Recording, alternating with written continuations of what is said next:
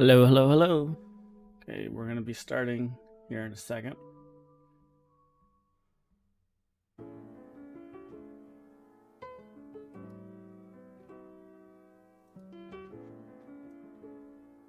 Hopefully you can hear me okay.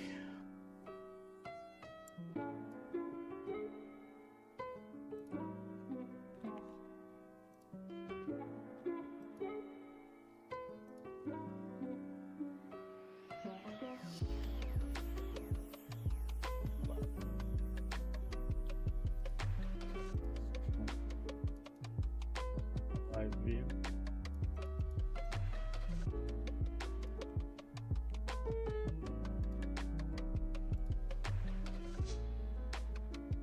All right, so welcome to the live stream. This is basically going to be me streaming the process of putting together a tutorial for some Unreal Engine 5 hair. For my background, switch over to desktop view here for a second. So this is the project. This is my ArtStation page. You can see some of the work I've done. This is older stuff. Past few years, I was working for Lost Boys Interactive, which is part of Gearbox. None of those projects made the light of day, so can't share that stuff with you, but I have this stuff I can share, and I'm going to show you some really cool stuff with these live streams. Show you how to do some nice real-time hair. So I'm going to get rid of this for now, and we're just going to jump right into it.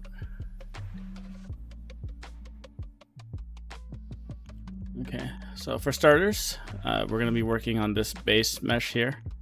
This is actually just a meta-human model that I graphed off Unreal. I felt like this would be a good option because then anybody can follow along if they want to. Anybody can grab this model for free.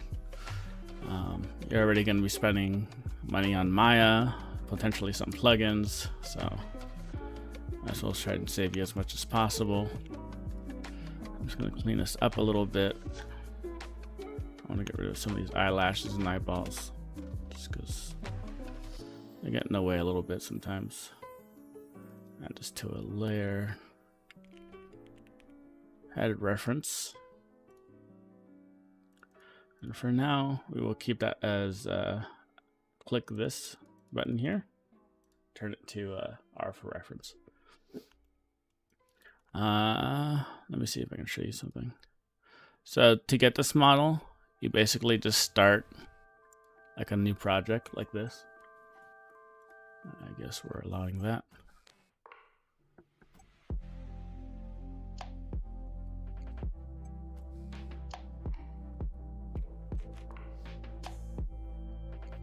Start a new project.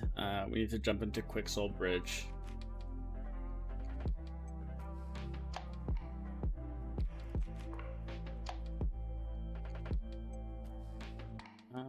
So we don't want to open a previous project. Go to games. We can just do a blank one for now. I usually do like third person because there's stuff I'm gonna mess with in that, but call it meta human extract. Great.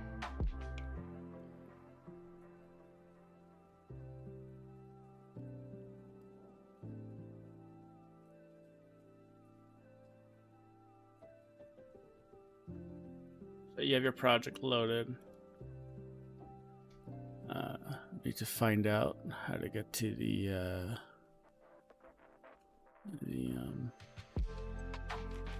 Quicksoul Bridge. So under a window, Quicksoul Bridge.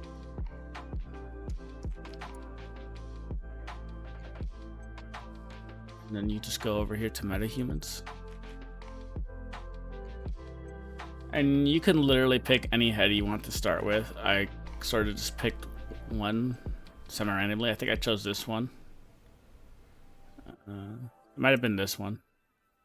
It's hard to say. It doesn't really matter because with the process I'm going to show you, you'll be able to move it to any head you want. It'll refit itself. So just pick a character and you'll have to sign in here. Like this will be blank with a sign in, and then you can download it. You can also hit this to start the MetaHuman creator, and I believe it'll start with this, and you can make edits to it. And then I'm just gonna exit that. I'm sure Epic Windows gonna want to pop up again because that's what it does. I'm gonna load this project since this is where I did it from.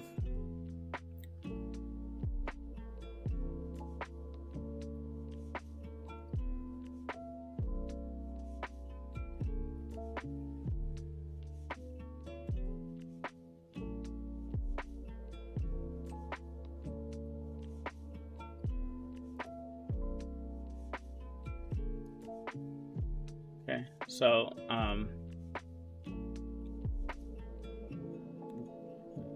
alright, so once you download your MetaHuman, come into your content browser, unlock that so I can see it easier.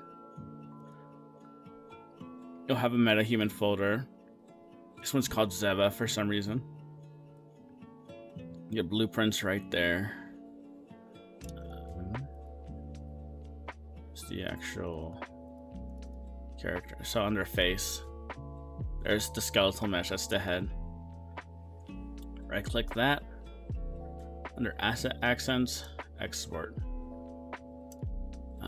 I stick it into my scenes folder. So the scene, I made a folder for this Maya project, scenes.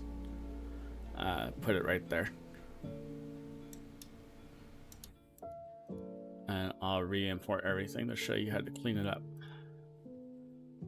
So we're gonna exit that. It's gonna delete this. We'll go File, Import, Zeva, Import.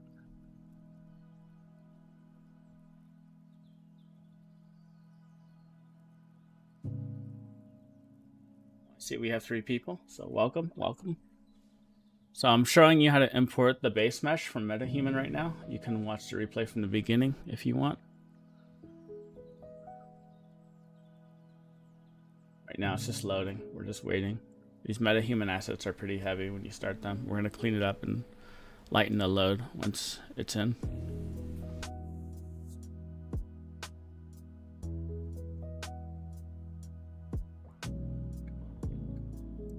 Likes to load too.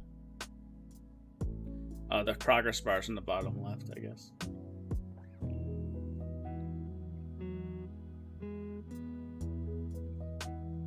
I'm gonna go ahead and grab a quick drink while that's loading. I'm gonna leave the desktop visible for you guys so you can see the progress. Nope, that's not it. I'm gonna turn that on. Hey, Rip.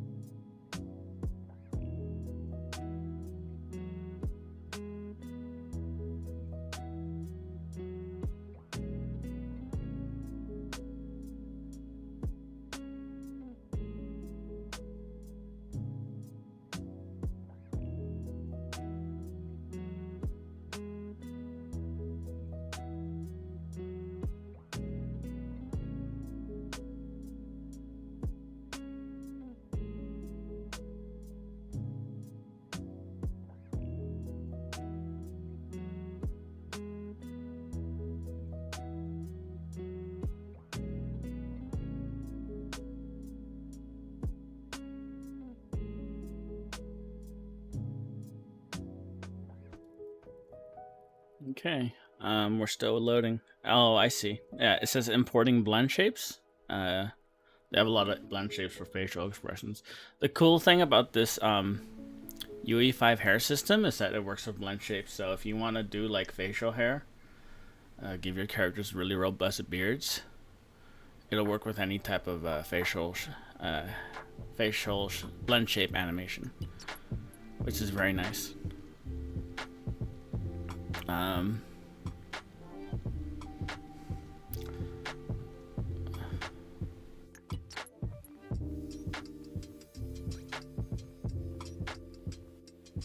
The other cool thing is all of those systems work with either hair cards or hair strands. So it can be pretty well optimized and performant if you need it to.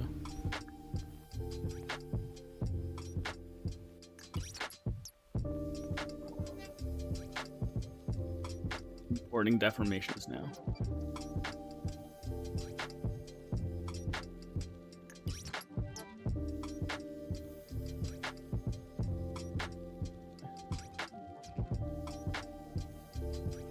If anybody, if any of you guys ever have any questions as I work,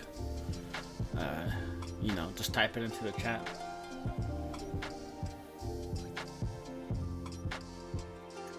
I believe we should be able to get going here shortly.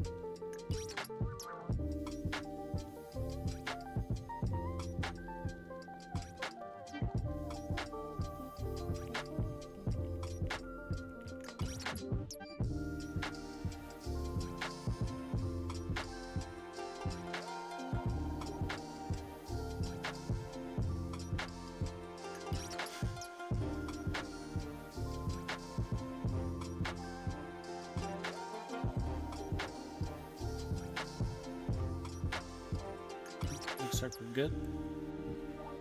Cool.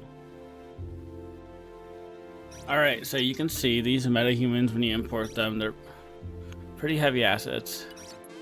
If you have a slower computer, this might take a little longer. Just go off and do something else and wait while this loads. But the first thing we want to do is delete history on this one. Okay. Basically, I'm just going to shift click and delete everything else, I think. Well, I'm going to delete all of these pieces first.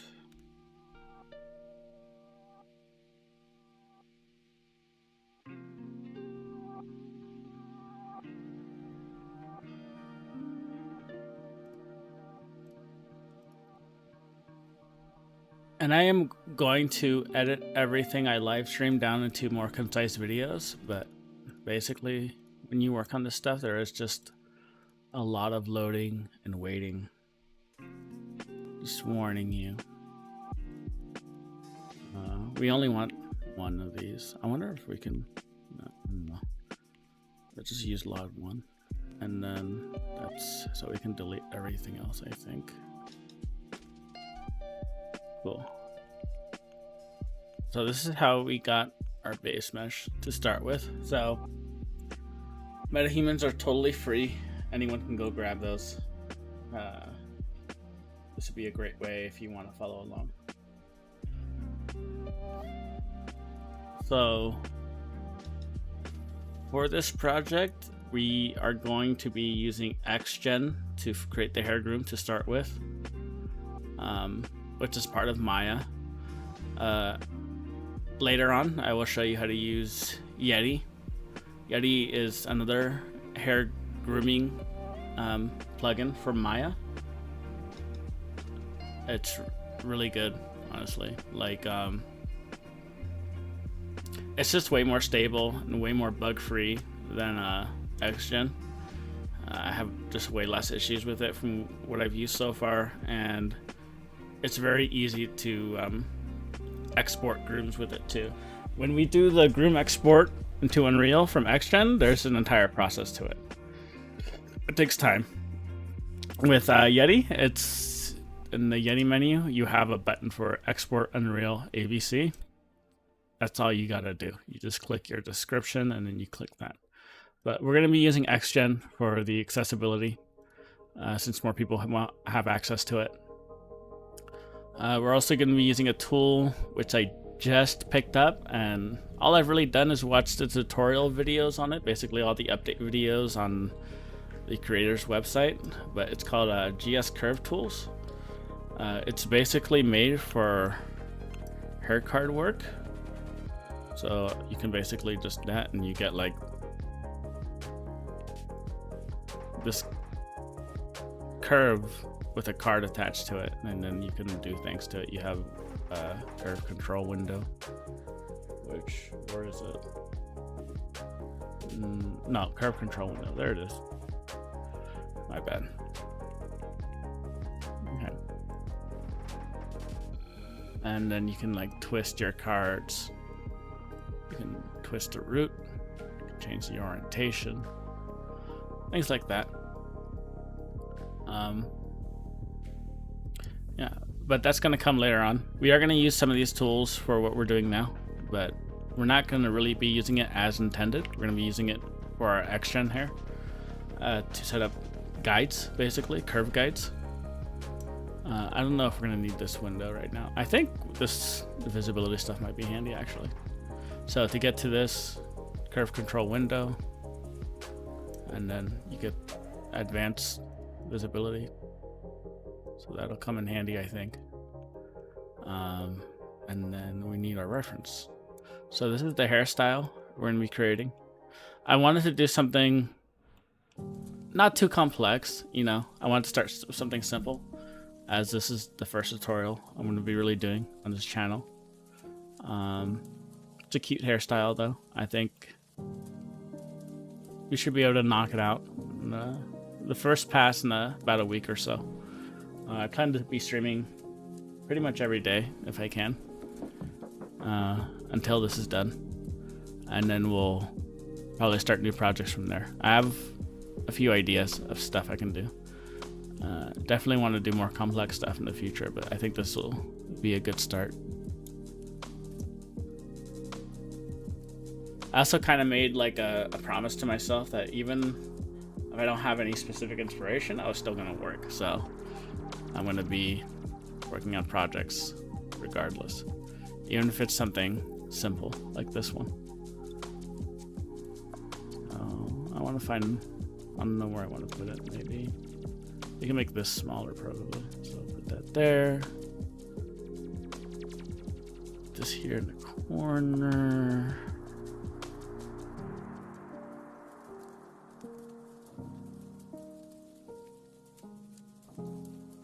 Okay. So, like any piece of art, first thing you need to do. Oh, I didn't realize this sticks around. How do I select that? Warp card. Okay. So there's probably a process for deleting the cards created with GS Curve Tools. Just keep that in mind. I'm sure there's a delete button here somewhere. I'll find it later. Irrelevant for now. No. I go to create, curve tools, CV curve tools. That's what I use. And then we're just gonna put something down. Doesn't really matter what it is. Okay, we're gonna go back to our main window. And to get to this multi, it's a spacebar. So hit spacebar, you can do it from the front view, and then hit spacebar to go back to your perspective view, in case that wasn't obvious. So the cool thing about GS Curve Tools is you have like, normally, let me quickly show you where to get GS Curve Tools before I keep going. GS Curve Tools. Basically, if you just Google it, but I will show you the website here really quick. It is on ArtStation.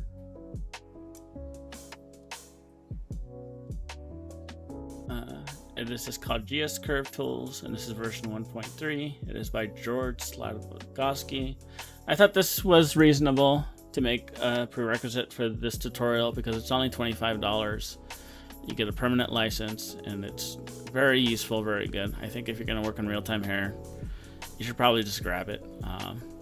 If not, I think you can still follow along without it. I'll show you real quick the tools you want. So if you go to this curves menu here at the top, some common tools you would be wanting to use is rebuild. So you just keep this window open, adjust this slider. You can keep everything else as defaults, and then hit apply. So we're going to be doing that with this tool here, because with this tool I can just hit the slider and it's just automatic. I don't have to hit apply or anything. So if I'm working on this and I just want to quickly rebuild, very easy. You might need reverse direction sometimes, but not right now.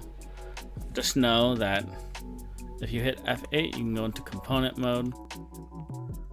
This is where your root is basically. It's a little square. You always want your root on the head, and these little dots should be the tips. So the first two are always squares, and then the rest are circles. Let me see if we can add more points to show you. Rebuild. So okay, F8. First two are squares, and then we have the multiple dots. Another thing you'll want to know if you're not going to use GS Curve tool is you want to know how to set your pivot to the thing. So with this selected, I hit the letter D on the keyboard to go into pivot edit mode, and then just hold right click while in edit mode and you should get a reset pivot. That'll bring it here to the center. Hit D again, go back into move. I believe we're gonna go back into edit pivot mode. Hold D, hold X while in pivot mode. Is it not X? No, it's not X. It's C or V. It's the letter V. And then you can clip to the root right there. That's going to be handy because you can do this now. Go to your magnet here. First select your base mesh and then click this little magnet. I shouldn't have been able to select that, right? So this needs to be here. So add selected. So you shouldn't be able to select it normally. But normally we go here, select this, turn off the reference, hit the magnet, and now it's populating up here. And now what happens is when it's populated up there, when you move, it'll just snap to the head. So when we move our guides around, we can just move it around like this. Right? It'll just stick to the head. You don't have to worry about it going off into 3D space.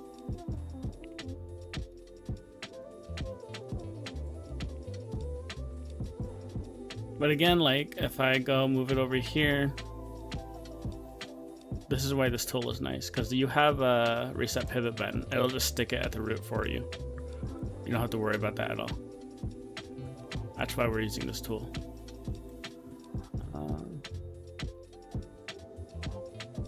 So I like to start with the inner layers first, which would be underneath, like the back of the head. We're going to rebuild this curve to be as low as possible. Hit F8. I'm just going to start grabbing some vertices. You have to turn off your magnet when you're working on any vertices aside from the root, so you're going to go back and forth a lot. So we're just going to turn that off. I'm going to stick this to reference mode so we can't select it. You can also go, if you expand one of these arrow things up here, somewhere you should be able to set it up so you can only select certain kinds of components. Is this it?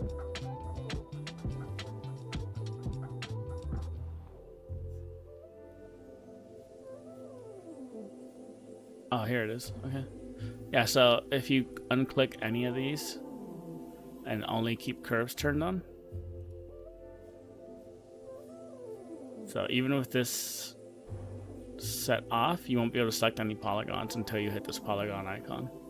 So that can be really handy when you're working with curves and cards and Xgen and everything, especially if you have like rigged stuff in there too. You can turn off your selections up here. Okay. So again, let's go with this. I'm just gonna start bring stuff down.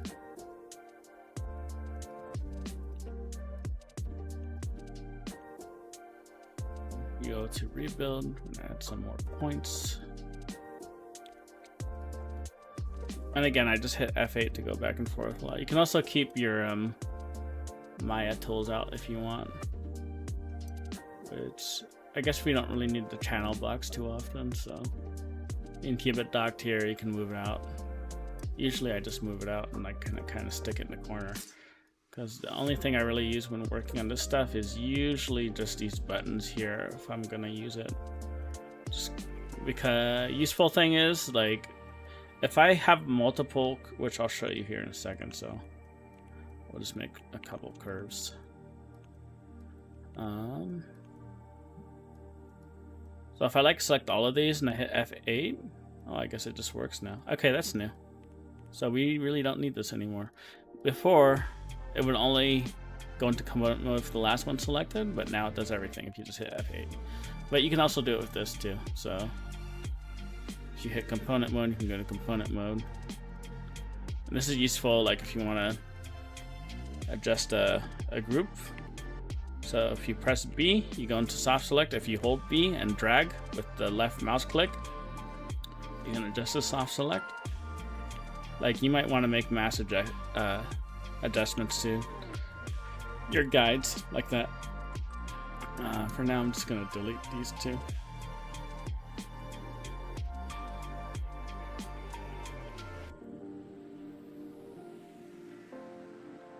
Okay. So I usually like to add a little bit of gesture, no matter what. I try not to keep it just one simple shape.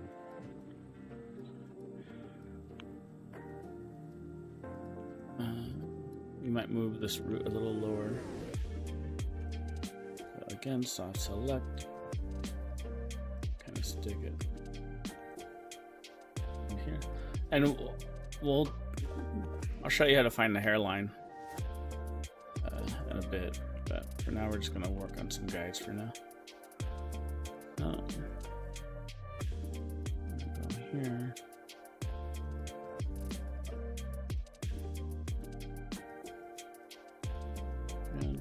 Applying some light gesture. We can adjust it later on.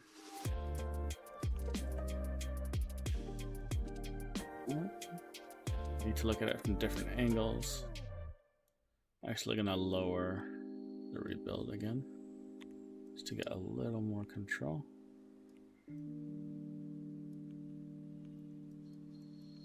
Again, just a little bit of gesture. I have multiple references here, so like I want to get some of this nice helixing here in this part of this hair, and we'll have some of these nice loops too. Again, there's some gesture in here that I like. We'll try to capture that. We're gonna stay loose and just be creative. I'm not trying to do any likeness type thing. I'm just trying to relax a bit with this, but we're gonna keep making adjustments to this first curve. We're going to establish a tone for this hairstyle. Let's take our time. Okay. I want to get one of these on the side here too. Maybe on top. So that pivot's in the wrong place, so we're going to reset pivot.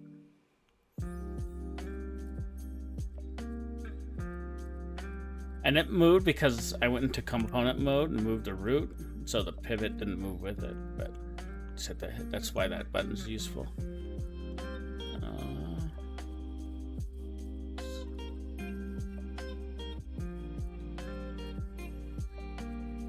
Useful thing is about this tool too is I wonder if we're not in component mode and we move this. Oh, nice. Yeah. So it'll automatically put you in component mode, and you can go through and select different pivots. And if you hold shift, you can select multiple. So that's pretty cool. We are going to make a new one now. So we're going to move this over to the front. I'm going to try to capture like this thick clump here. Kind of goes down to the side and frames her face. Rebuild to the lowest. Subdivide. And then I'm going to place this on the head.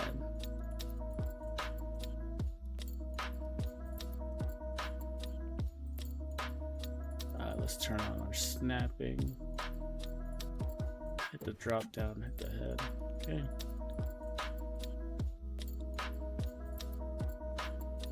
This comes all the way from the top, pretty much. So stick it somewhere. Somewhere like that. Go component mode. Turn off our magnet. Pull this all the way down. Looks like it comes out and then probably gestures back and tucks beneath below the ear. So we will need, you know what, I want to try something. So if I'm in this mode but I still rebuild, cool. Yeah, so that's the nice thing, is you don't have to go back into object mode. And then we can just use the slider to select our CV. Bring this forward.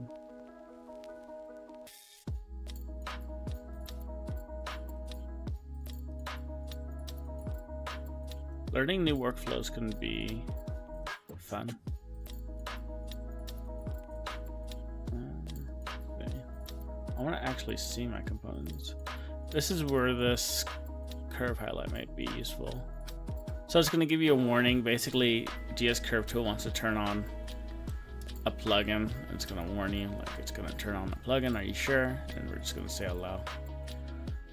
So that's good. Okay. Yeah, now our little points are a lot thicker, which is cool. So tuck that in behind the ear. Have it hug the frame, the face a bit more. Looks like it comes in just below the mouth, so we'll do something like that as far as the length goes. And we need to give space for the inner layer, so we're just going to pull it out a bit.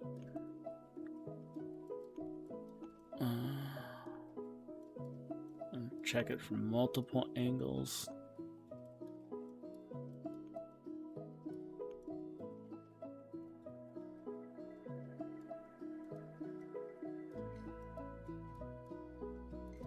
Okay.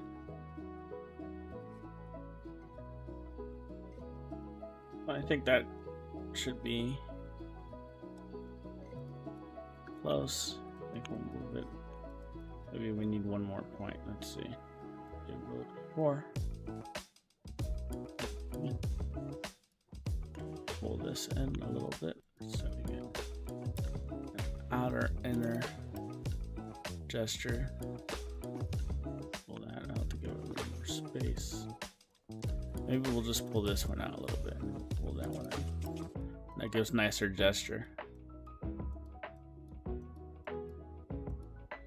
I'm always thinking about the gesture of it a lot. Like, does it have a nice look and appeal to it?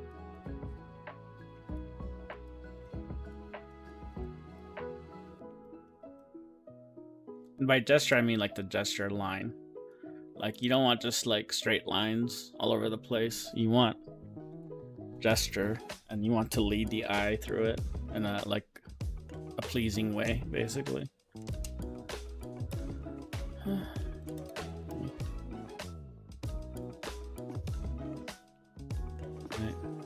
satisfied with that for now. So again, go back to our magnet, move it on the head to another spot.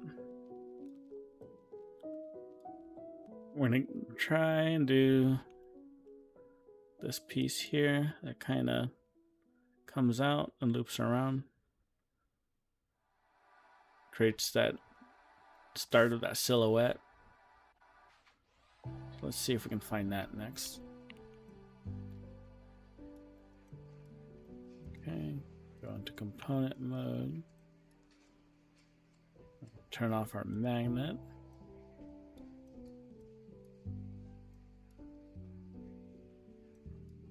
Come in, then it flares out. And it's gonna come down lower than this one for sure. Okay.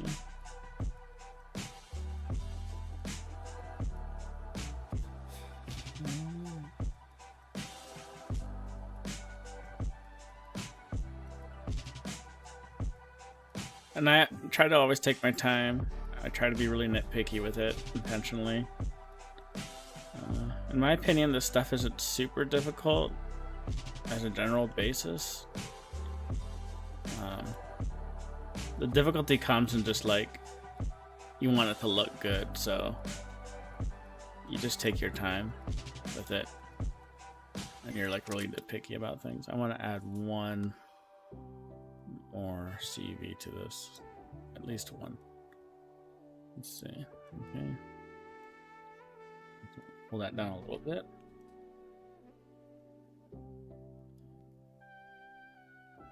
Yeah, because then another piece comes over it. So hug the head a little bit more. Back out a little bit. Come back in maybe. And see, so when I turn it, it looks fine there. Okay, I'm starting to be happy with it, but then I turn it, and you can see how, like, it still has the gesture, but it's starting to lose the shape a little bit. So I always want it to have like a pleasing shape, no matter what angle we're looking at. So I just make those subtle adjustments.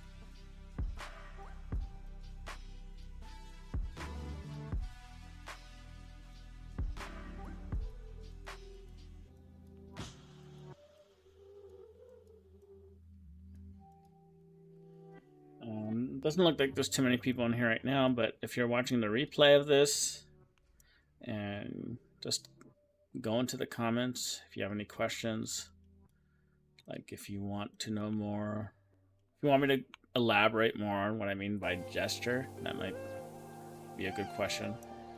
I don't know how obvious that is to people. Again, we're just looking at it from multiple angles.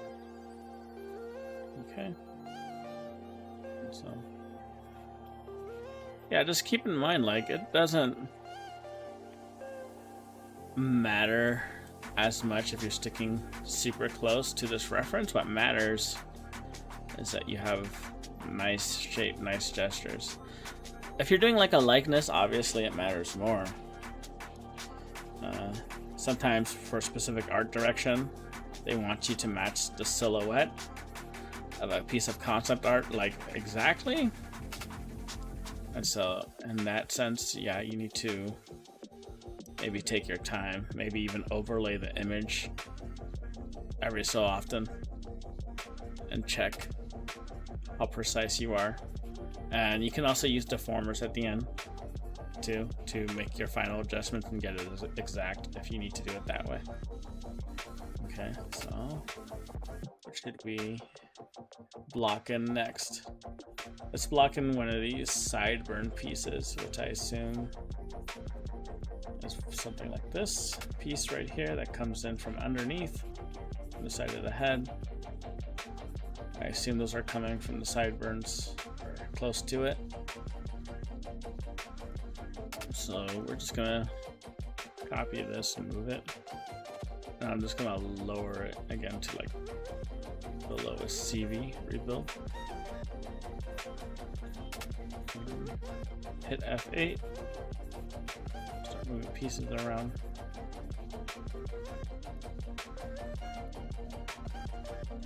Pick mode. Oh, I had the CV selected. Go back to our. So every time I want to go back to magnet, I'm not hitting the magnet, I'm hitting this little arrow that points downwards. Because then you can reselect the head without actually having to select the head again. If it's not there, then you just have to select your head again. So select the head in the outliner, hit the magnet, same thing. And then it should start popping up in this menu. So stick it somewhere like where the sideburns would start. Go into component mode. Just gonna start move. We'll turn off our magnet, and then we're gonna start moving stuff around. So obviously you can't really see what this is doing because it's buried and it just pokes out. So we're gonna kind of have to.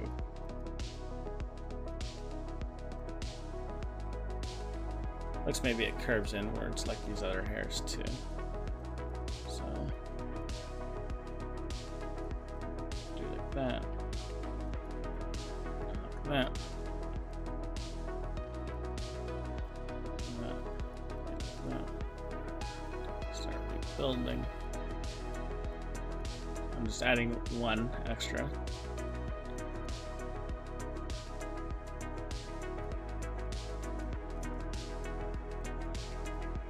Curve inwards for this one.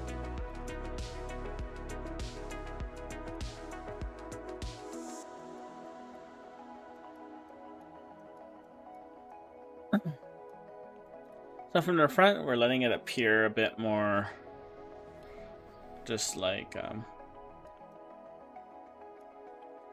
it's just a very subtle gesture curve, and then it loops, and then from the side, the gesture curve's a little stronger, but same idea.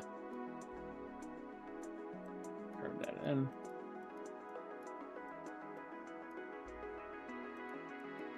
That.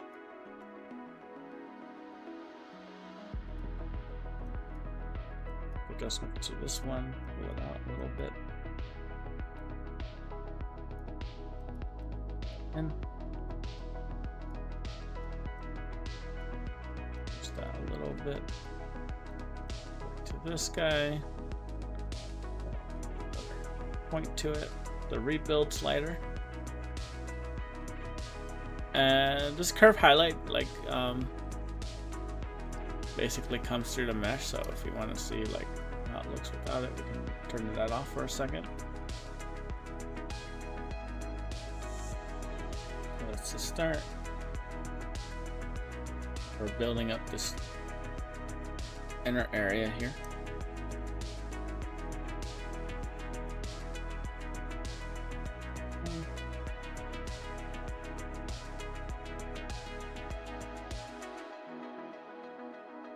I want to try this. Let's see if this works at all even. I'm going to save my project. Remember to always save. Often. Turn on autosave maybe too. We can do that. Settings. Where do we do that? Settings, preferences. And this should be a file project. Enable autosave. And it'll save. I'll put it to 15 minutes.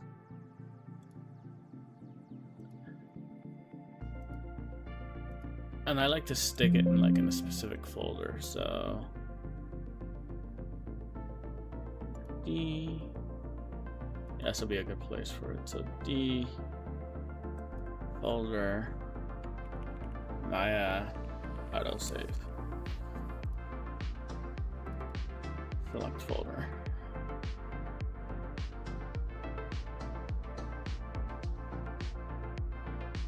Oh, and you can set default projects and all that stuff here too. So we'll save there. So this will autosave every 15 minutes. So if we crash, power goes out, we're good.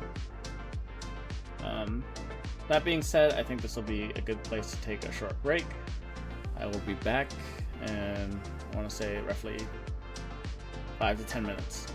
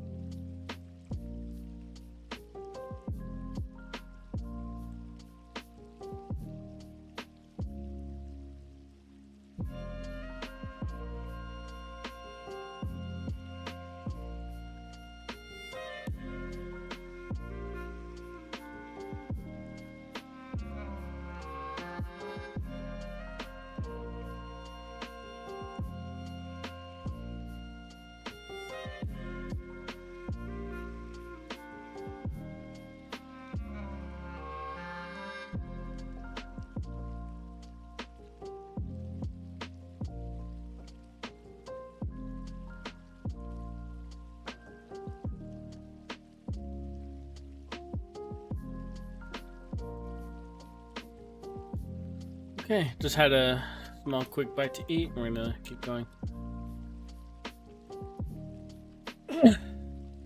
So basically, I'm just gonna keep going around blocking out major landmarks, and then after that we can start filling things in between, right? This a bit.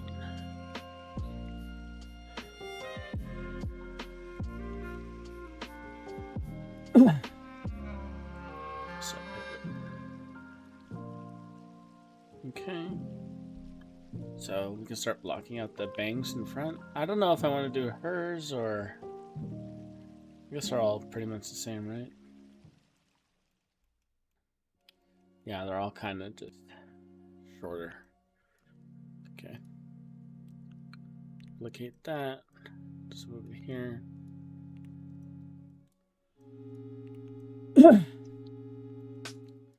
When we set these up as guides, like if they're not perfectly on top of the head, like they're a little in or they're a little off like that, like it can be pretty far. But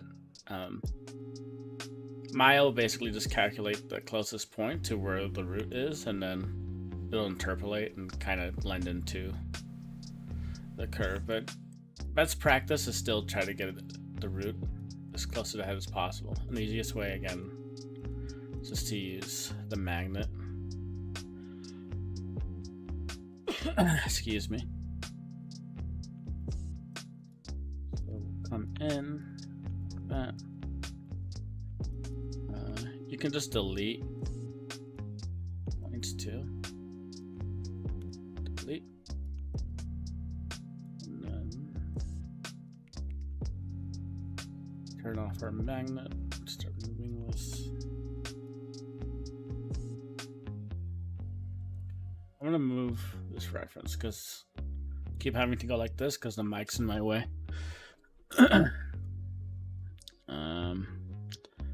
I'm just gonna stick it here, to be honest. It's a better place for it.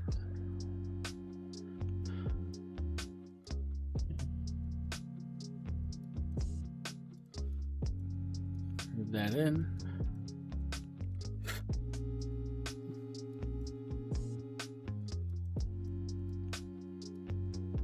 It's above the eyes, so bring it up a little bit. It's above the eyes, but it looks like it's below the eyebrow, so it's like in between.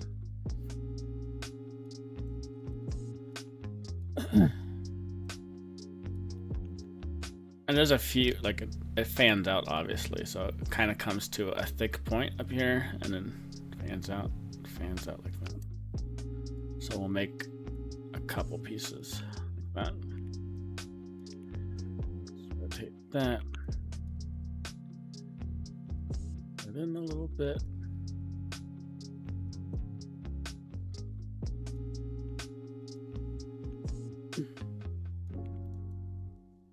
And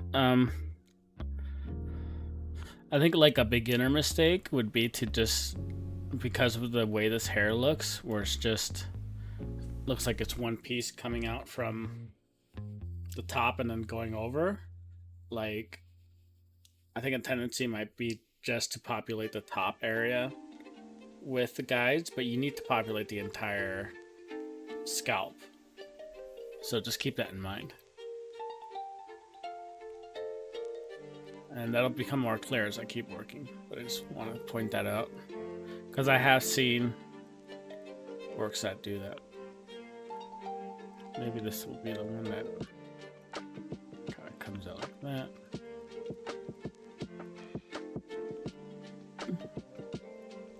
We'll pull it down farther, I think, make it longer. Let's add some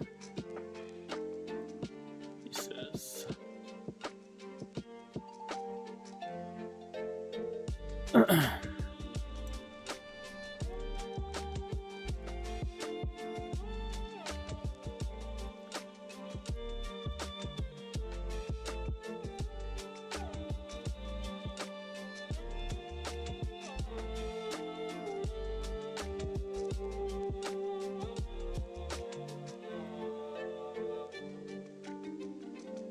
Hi, Benny Soccer HD.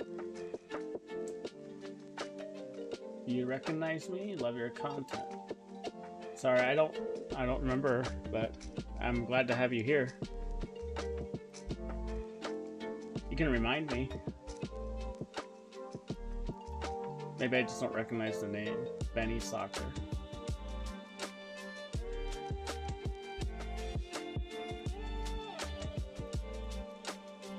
Yeah, we're just working on a hair asset.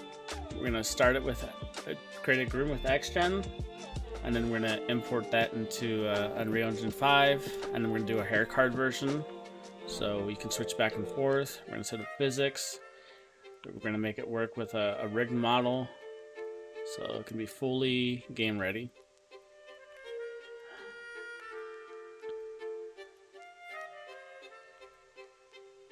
Now we are just blocking out this hairstyle here, or basically a culmination of these, but this is probably going to be the main reference.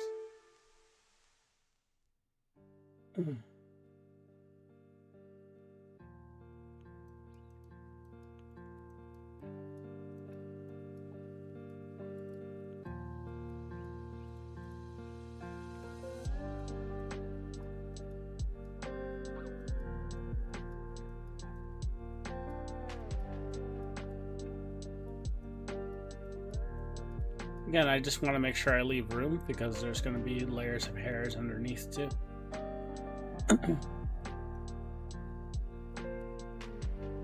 So we need to add some more.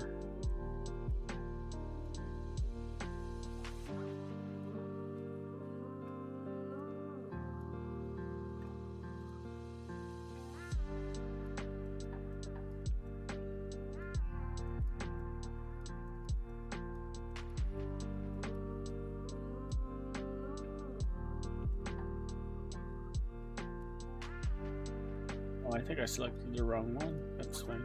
Not a big deal. This is the one I wanted to rebuild.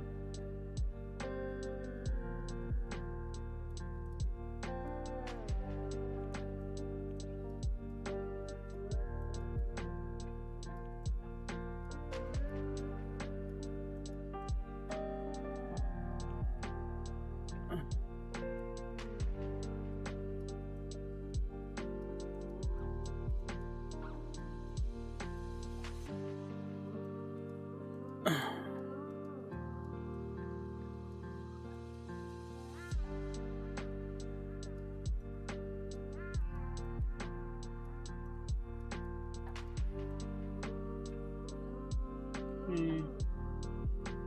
think that works for that. We'll do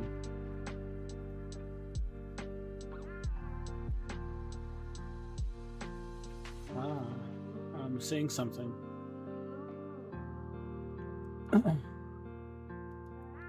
So,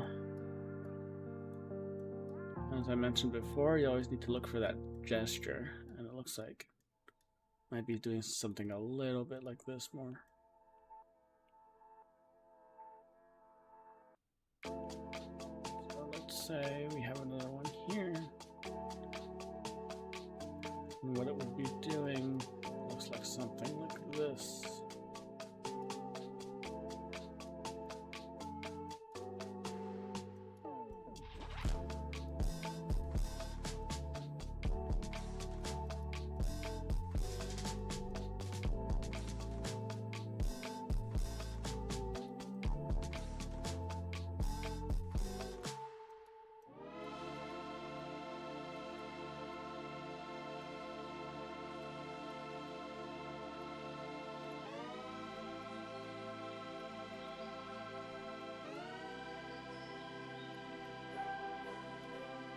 This needs a little more volume up here.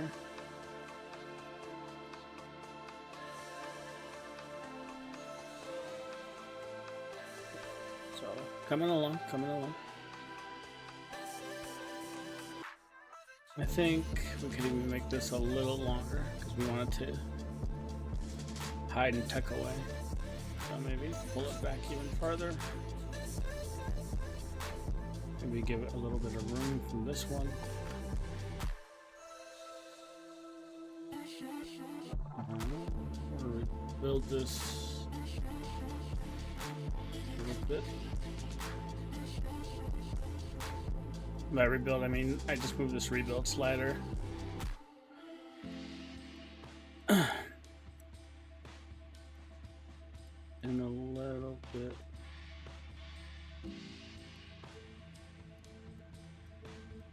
Constantly making adjustments, constantly refining.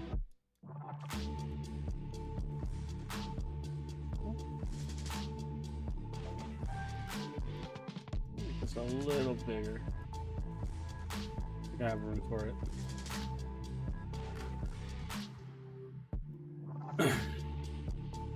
This application for my reference, by the way, since I don't think I've mentioned it, I will show you what it is. So if you go to this website, PureRef, that's the name of the application. It has, you can have it stay always on top. Very easy to just grab images, add a reference to it, and then you can save a reference board. And it's totally free. Some people don't seem to understand that. They think you have to pay for it because when you go to download and you click Windows, or you can use Mac and Linux too, it says select an amount. Basically, you pay what you want, and the options here are 15.7 or custom. All you have to do is go to custom, put 0, and then this message should totally get you want to try before you buy, and you just download. Totally free. That's the trick. Okay. So we're gonna go.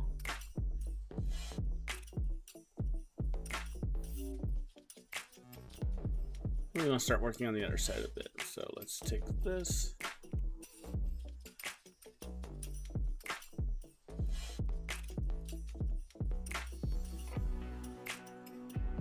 I'm gonna mirror it by grouping it. So, did I duplicate already? No. Duplicate, group. We're gonna go to our channels box. Scale that by -1. And then we will go to modify these transformations. And we will edit, ungroup. Or won't let us edit, ungroup. There we go.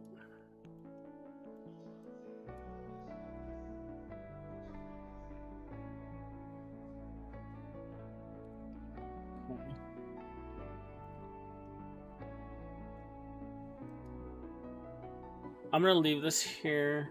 I'm gonna do some edits, but I think after this I'm gonna start working on the underlayer on the underside.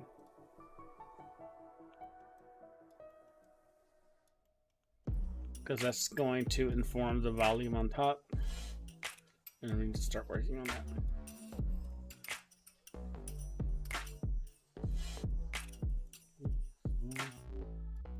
Shape is pretty similar to the other side.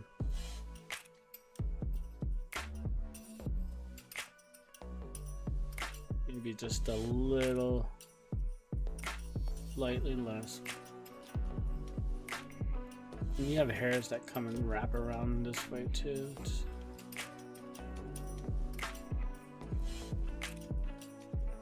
It's sort of similar to what happens here, but it's just going in the same, so it's flaring to the left. But for this, I think we're just gonna shorten it.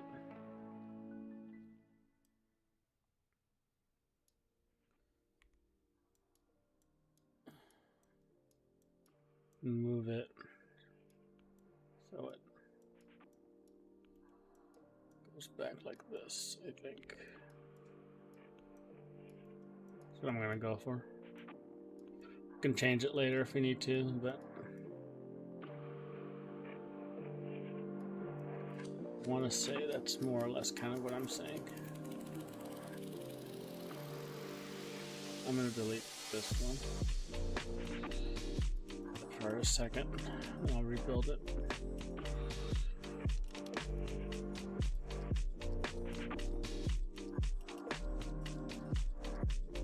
I might just come barely over the ear, I assume. Well, it's like this a little bit, right? It's slightly angled like that. Yeah, I think we're on the right track. Build.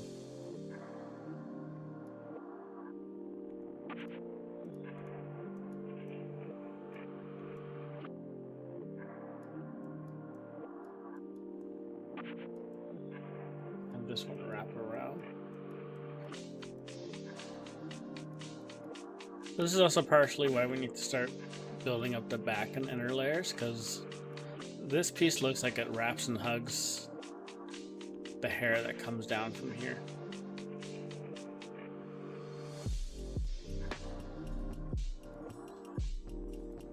We'll leave this here for now, I think.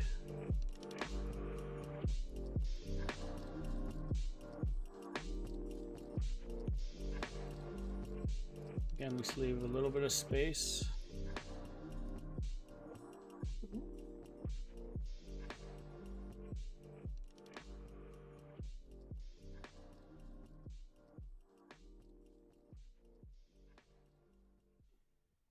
What is this? My cat here.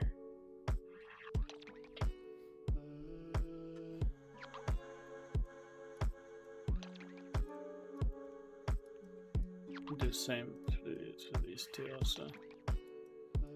A little bit of space.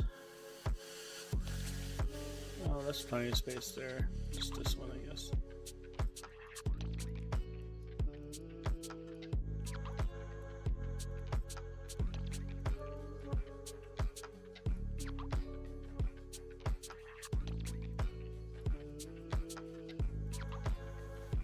Good.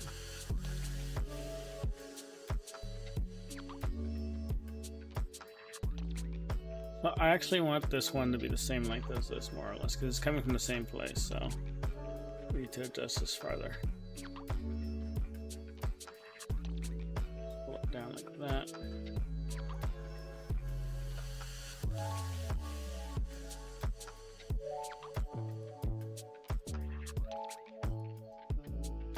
Maybe we can shorten this one a little bit.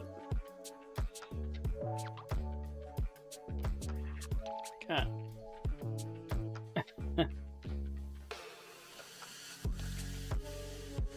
Wants attention.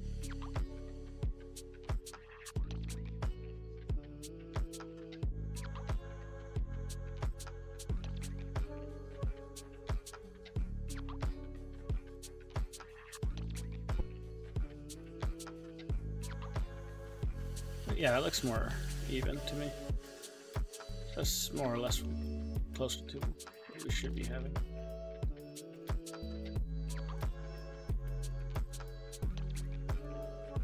Okay.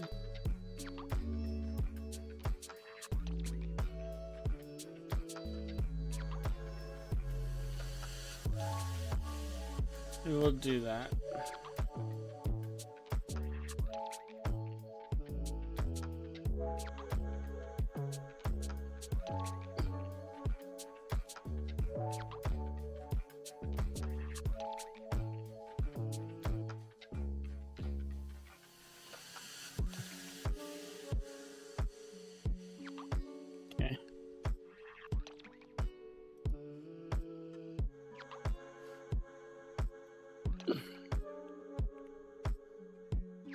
Oops.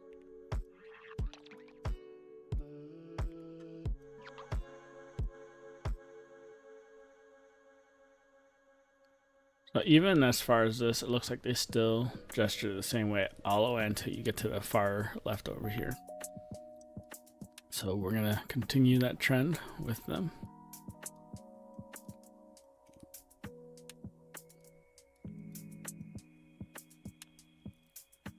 I think when you do bangs like this, you want to try to keep the spacing between them intentionally a little bit uneven. You don't want it to look too repetitive, so I'm moving this a little closer to this one over here and pulling this one a little farther out.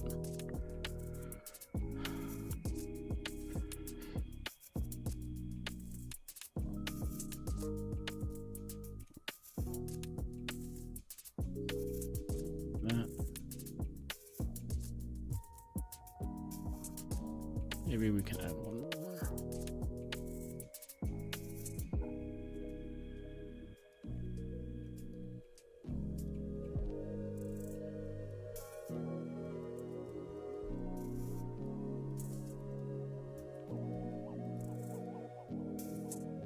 I'm definitely going to come back and refine these a bit more as we start getting closer to wrapping it up, but just want to get this down, block out first.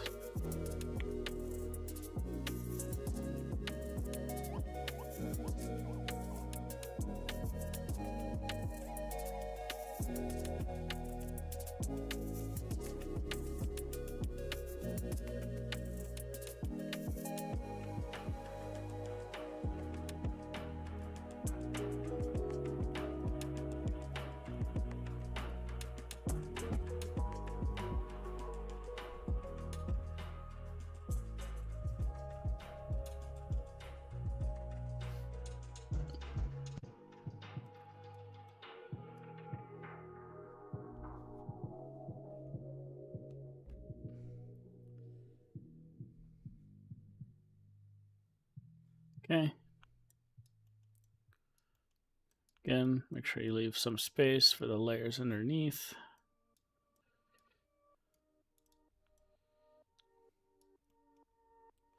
Because for this hairline, we should be coming up to at least around here, I think.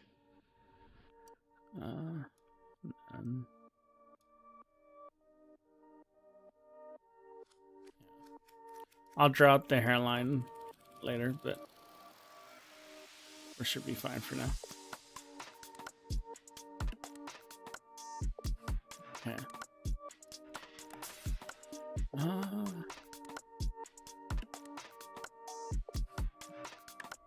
So I want to do this piece here that it tucks out from underneath the bangs, and then it's the other side that's framing the face, like this one.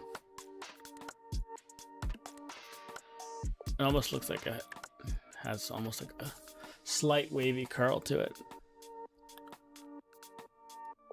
So we'll start with this. We'll duplicate that. Rebuild this to be simpler for now.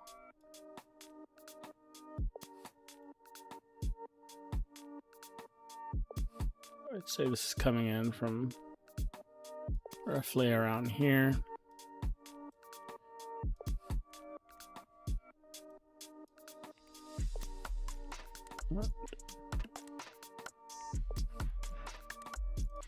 Okay, where's the other CV point on this? I cannot see it.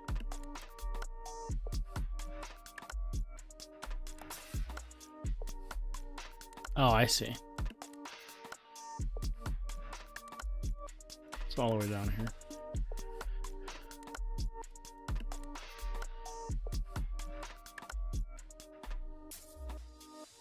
We're doing this one.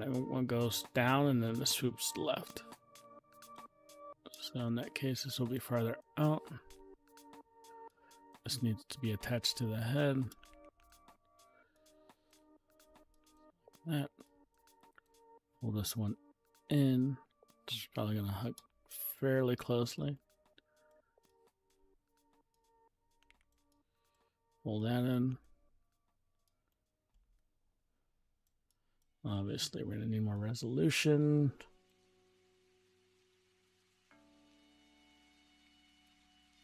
Okay.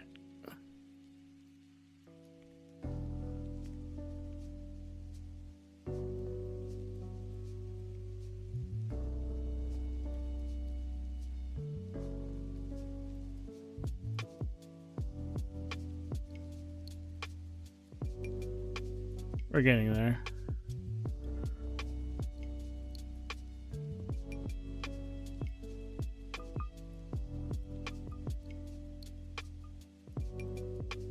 Wait, this is too... Pull it up a little bit.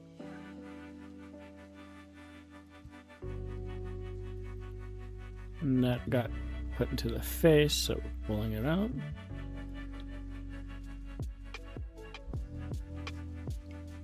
Turn off soft select.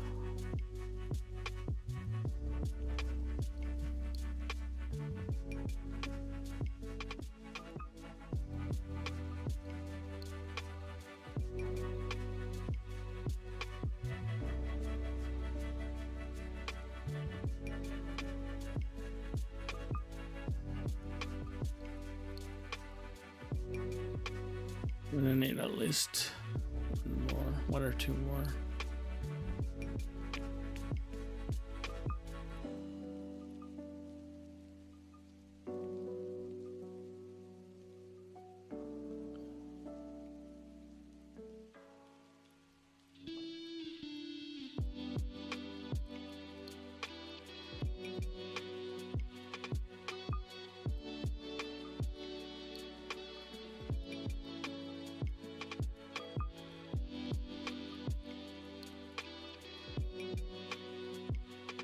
Okay.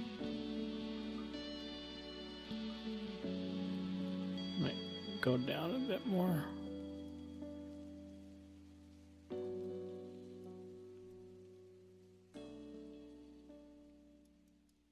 Pull it out a bit, maybe. Yeah, because then those two will go underneath this one. So we'll do something like that. I wonder if this is too... Maybe it's slightly too far forward. Move it back a bit.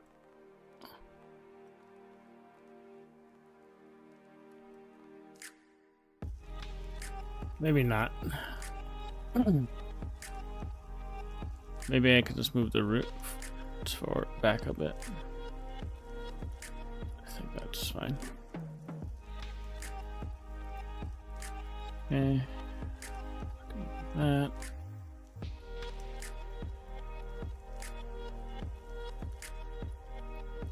Free watching. Hi, welcome, welcome. Let me know if you have any questions. We're just working on this groom. This is the hair we're doing. We're using MetaHuman as a base head. We just extracted it from Unreal. If you rewind to the beginning of this live stream, I demonstrate how to do that. You're welcome to follow along and ask any questions. The ultimate goal is to create a fully rig-ready hair asset that's you can put in a game and have it working. Unreal Engine 5 specifically.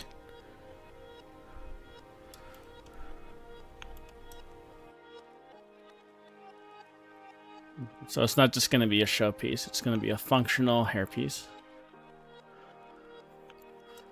Okay.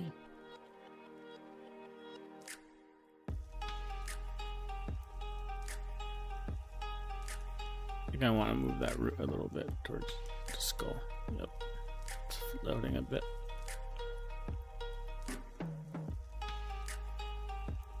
Okay. Grab this. Duplicate it. I am actually going to delete a few of these CVs. So that way it's shorter and we can start these sort of sideburn hairs. These two little pieces that kind of flare off and do their own thing.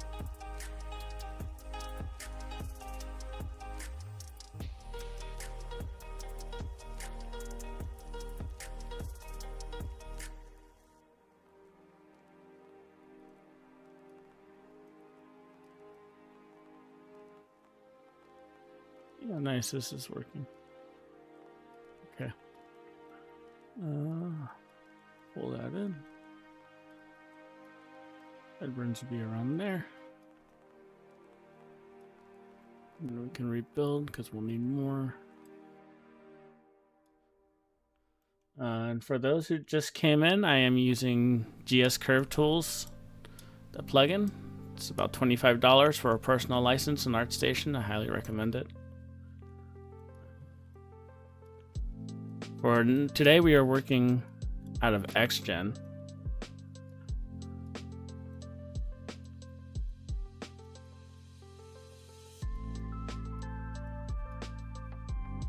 Again, just let me know if you have any questions.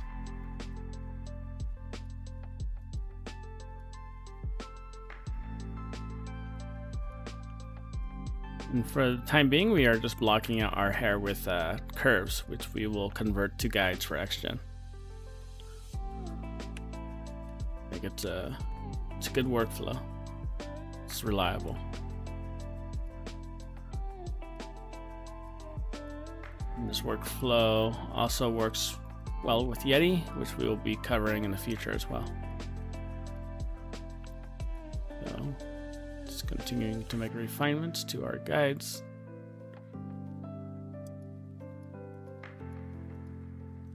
So there are 2 clumps that come out like this, but we're just going to leave this one for now, and we'll come back and do the second one. But I want to start filling in this back area and the under layers. We don't plan to finish this today, but we're going to make progress, and then we will continue tomorrow.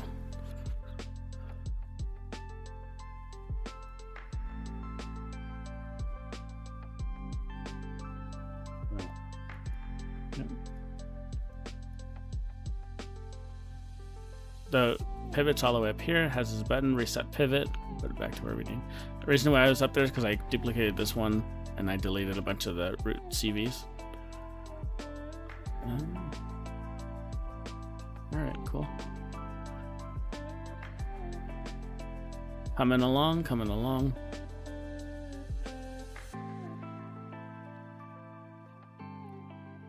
Alright, let's start working on this back area. There's some stuff I might adjust here, but I think maybe I'm thinking something like just adjust the length a little bit. Pull this down on this side. Turn off soft select. At certain points, I'm just gonna make my own calls. I'm not gonna copy anything here exactly. I'm just doing what I think will be best.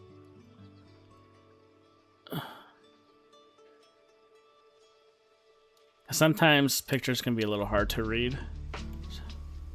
Like you don't know exactly what's happening, so sometimes you just have to kind of ad-lib it a bit.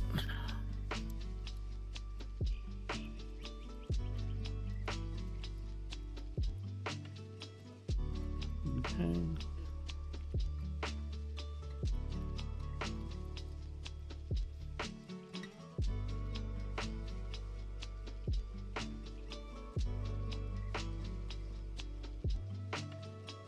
Before we go to the back, I'm going to do this one more piece here to kind of establish the front bangs.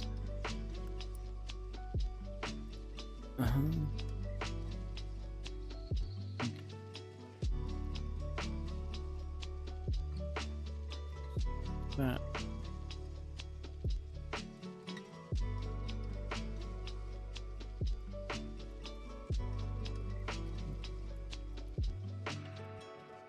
Lowering the CV count to get more control again.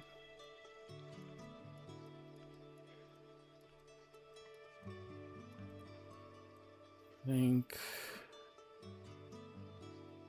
it goes over. And then let's see where we are with this.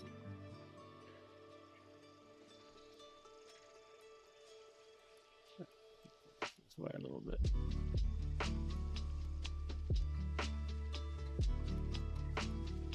And again, we'll fine tune as we keep going, but I think this is all right for now.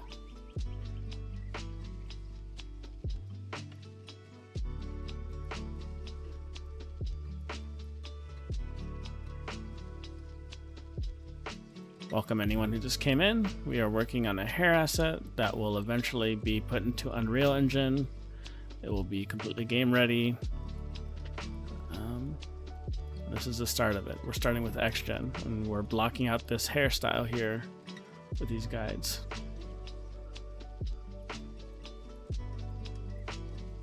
Feel free to type in the chat and ask any questions. Feel free to follow along. For the base head, we're just using MetaHuman, which you can grab off the Unreal Engine. Just have to make a new project, open up Quixel Bridge, and from there you can import MetaHuman into an Unreal project and export that as an FBX. Have that in Maya, and you're ready to go. Very easy. At the beginning of the stream, I demonstrate how to do that. You can always rewind, go back to the beginning. This will also all be archived. I will also be doing a more concise video that's edited on how to go through this whole process. So lots in store, lots to look forward to if you want to learn how to make nice, high quality game hair for your characters. I've been doing this for about 5 years now. I worked on a bunch of characters for Cyberpunk 2077. Last few years I've been working for Gearbox / Lost Boys Interactive. Recently got laid off, unfortunately, but the nice thing is I can do this now. Start sharing with you guys some of the stuff I was experimenting with, including this new workflow, which I also just recently updated again with GS Curve tools because I don't have any in-house stuff that I can share with you guys, but this works really well. I think it's just as good, honestly. And I think you'll like this workflow because it's way less tedious than just placing a bunch of cards by hand. And you will have a nice hair card groom in the end too, not just strand based. So it'll be performant. I will show you how to do LODs as well. Okay, let's see. Okay, I could keep, I want to keep working on the bang so badly, but I need to go to the back now. So I'm gonna go here.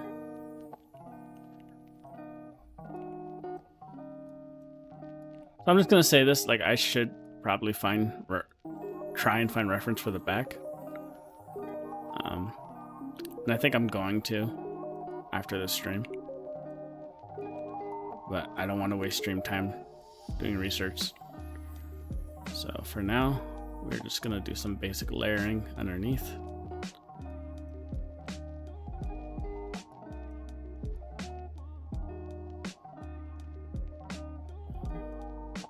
Rule of thumb is like if you're not sure what certain hair should look like, just have like nice gesture to everything. Don't just have any straight lines. Every line should flow nicely into the next. I mean, unless it's messy hair, I guess, or something specific. But even with that, like you still want to have it to some degree, and you want one line to flow cleanly into the next. That's really important. If not, then it can look jagged. It can look unnatural.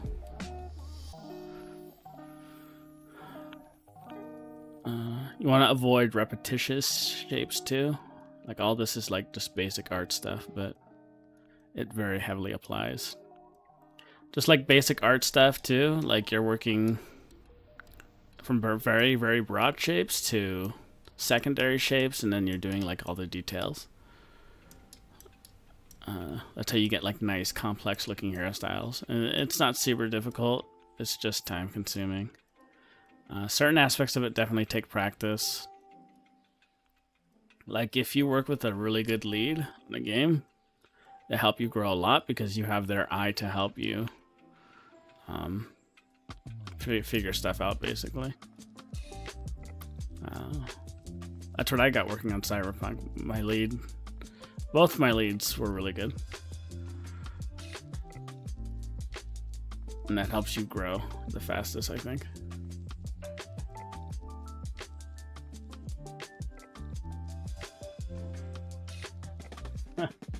Yeah, 5 years of silence. That's basically what I've been doing. I've just been busy working, man. And I'm gonna, like I said, I'm gonna do more videos and stuff for you guys.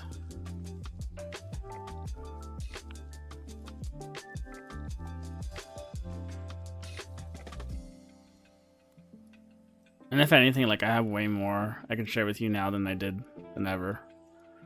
Especially all the Unreal stuff you can do nowadays. Like it's really good. Like you don't have to rig your hair manually anymore. You can set up polygon hair and have it like really nicely set up with physics.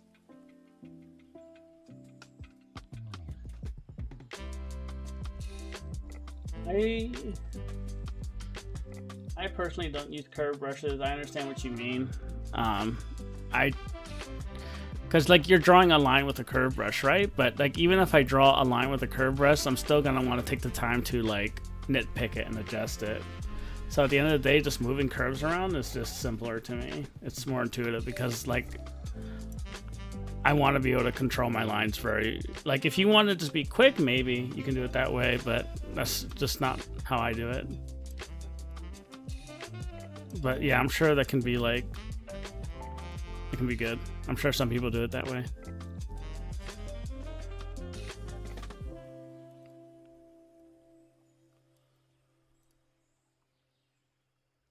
If you have like good recommendations for plugins, like you can share them. Like, I'll check them out.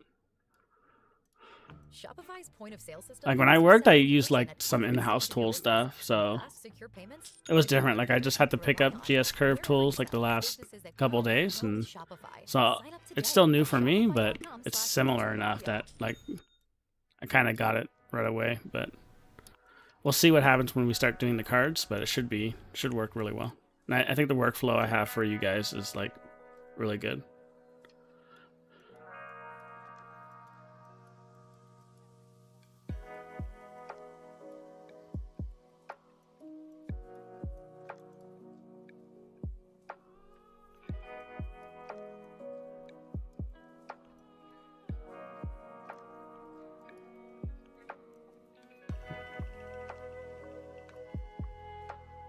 I know Blender has like some cool stuff where you can draw out like curves, right? I know you can work with hair cards in Blender, and there's some cool stuff there. I just installed Blender recently, so I do plan to check it out. Because I know a lot of people use it just because it's free, and it's really good, considering still, too. It's like Maya, like even for an indie license, it's like $300 a year, which is a lot for most people. Probably too much, honestly, right? Like they should just make it free to study with, and then like once you work with it, then yeah, they can charge you for it. Okay. So, just thinking about this for a second. Look at some of our other references too.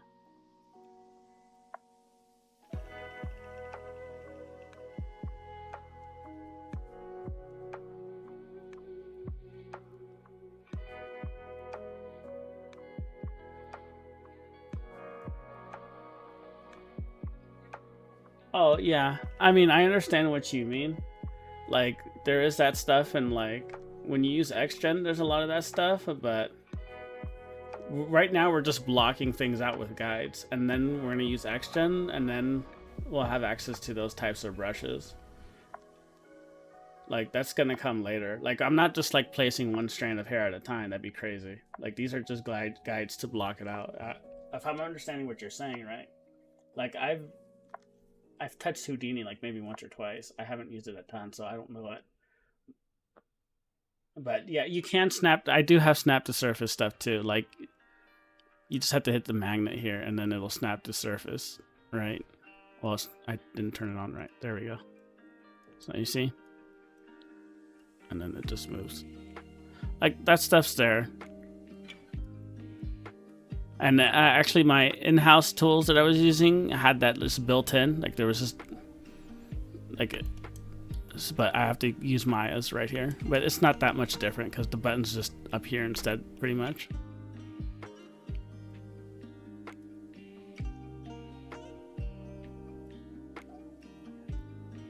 Okay. Let's do one of these backside over here.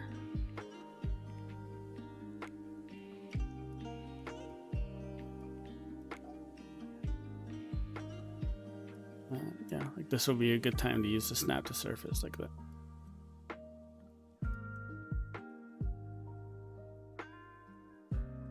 So let's look at these from the front that kind of curve in more. So we'll probably do that instead here.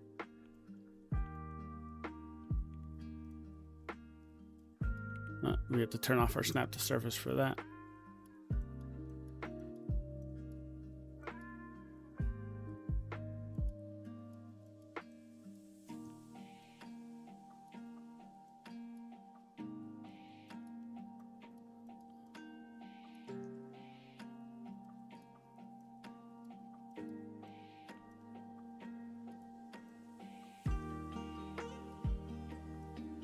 Again, I could just do it like this, or it's just like kind of like a C shape. like a half circle, but I either want to curve in this tip a bit more or give this a little bit of gesture at the top. So let's try something like this.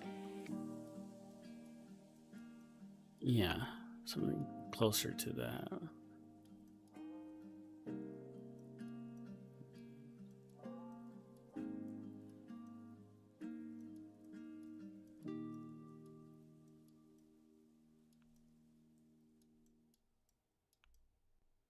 Yeah.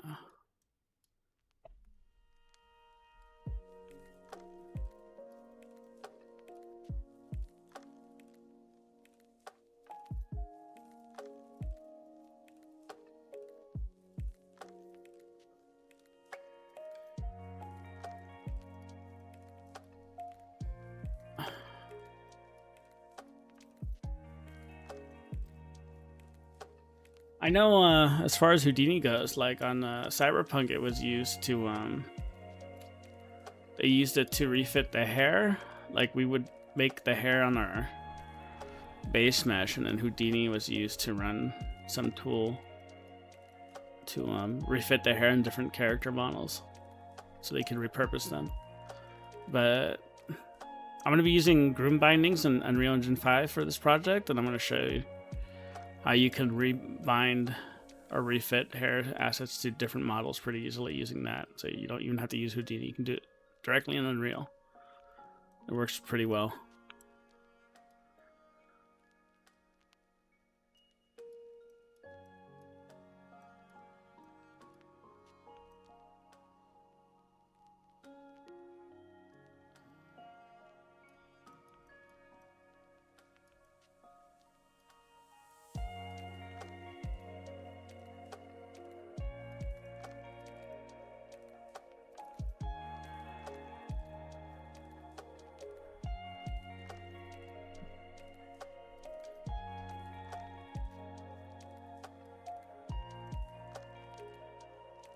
Yeah.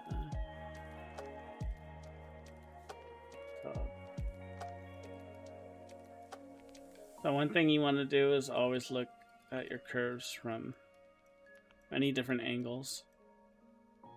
You don't want to just do it from one.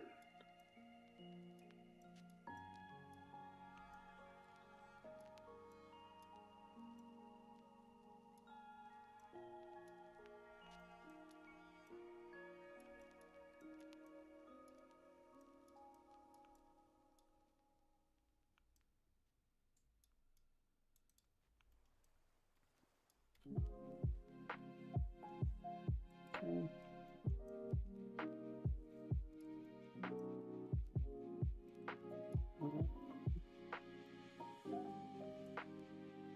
I think I'll just mirror this over.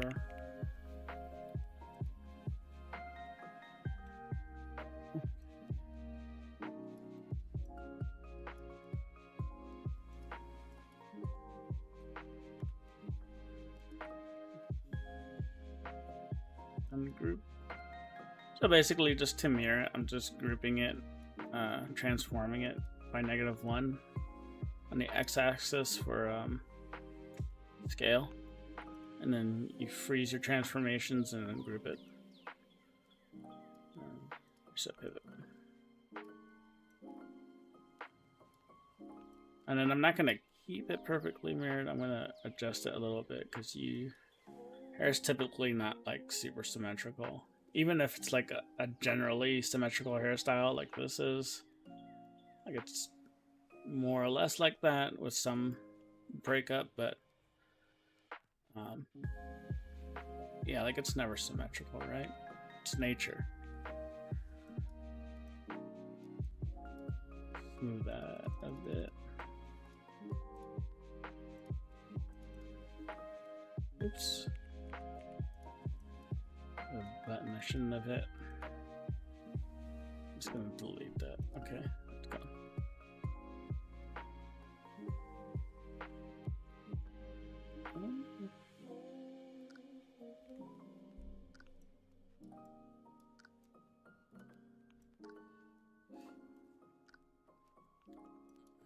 So I did just remember in GS Curve you have the smooth button, and you can raise this factor to smooth it a lot or a little, but you can select like some points and smooth between them, I think.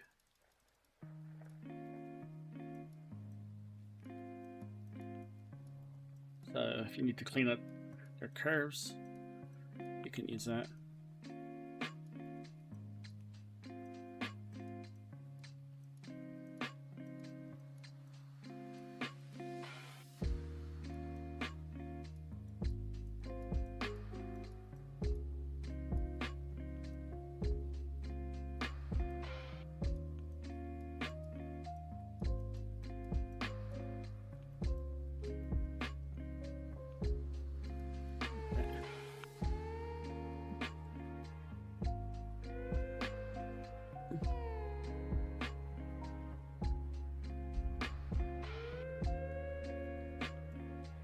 Okay. Looking through it slowly. Long we've been live, over going on about 2 hours now. So, good.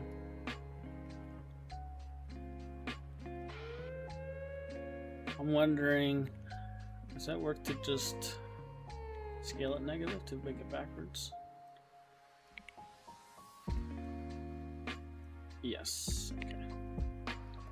Let's make this live. Raise the transformations.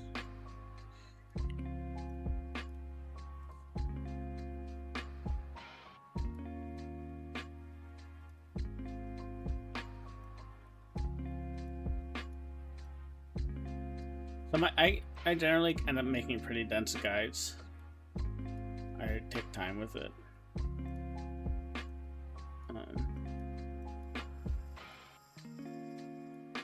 I want a good amount of control of this hair.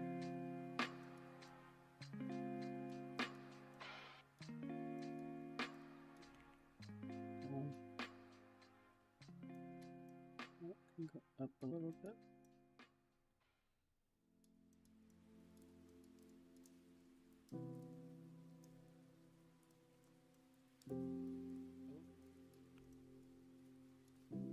Okay, I think transforming it that way just broke it, so I'm not going to use that.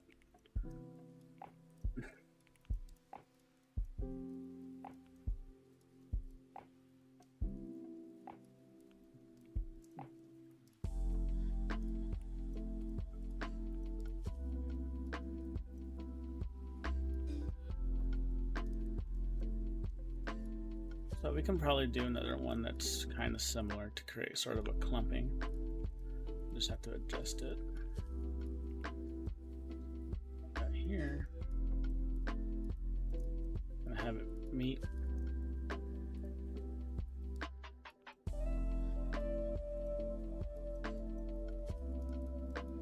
Here. Here, here.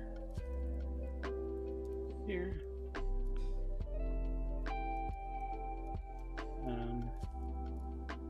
Like I said,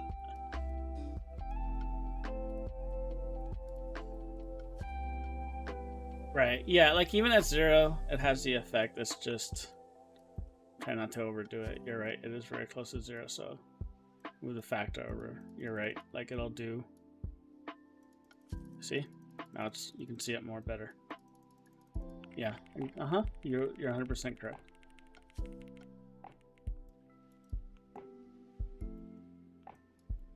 I think I'll do the same thing here. I'll make another piece to clump with it.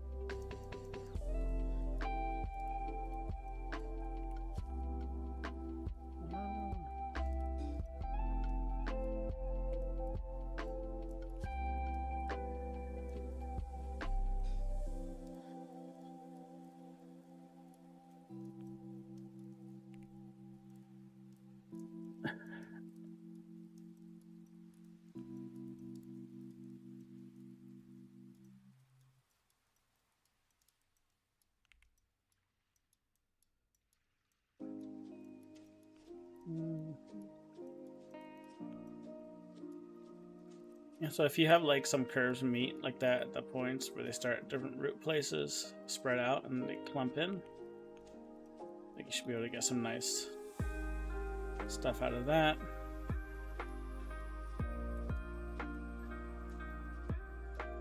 We'll start doing that a bit more.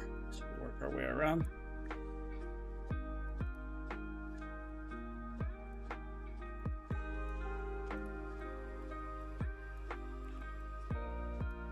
And again, for people who are new, I am going to edit all of this down. Basically, after I live stream the entire process, it will be an edited video without so much empty space. But you'll have options to both. So you'll have these live streams, and you'll have the more condensed video to just quickly go over the process.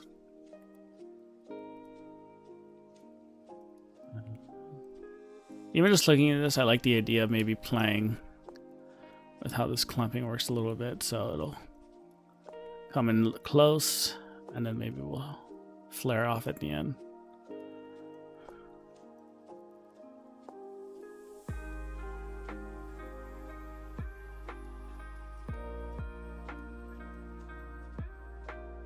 Okay, I don't want to overlap it.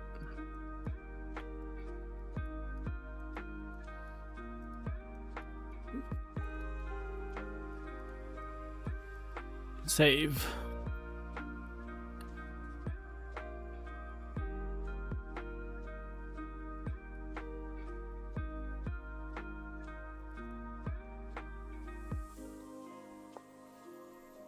So, yes and no. So it will have that pure strands, but we're also going to set up a card version for performance, right? You want both. Basically, I'm going to show you how to do that. So we're going to do the strand card. So like Resident Evil 4 Remake has that option where you can go to the options and turn on their strand hair. It'll be like that. So you'll have both options. And both options will have all the same features as far as groom bindings and what do you call it? Hair physics, stuff like that. It's all going to work with polygons. Polygons and strands, and you'll just have that option. First, we are going to set up the strand hair first. So if you don't care about the polygon hair, like, you can just follow this up to that point and then you're good.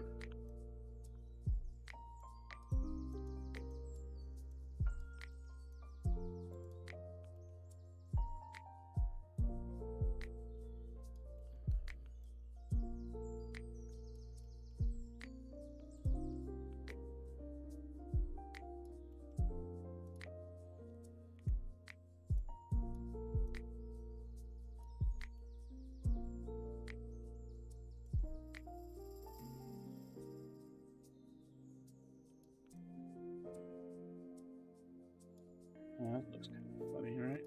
What happened in that?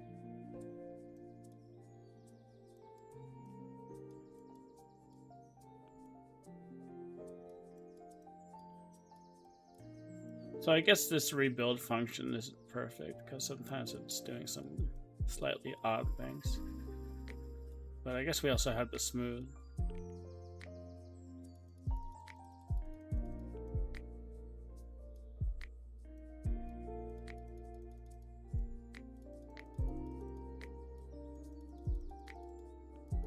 All right.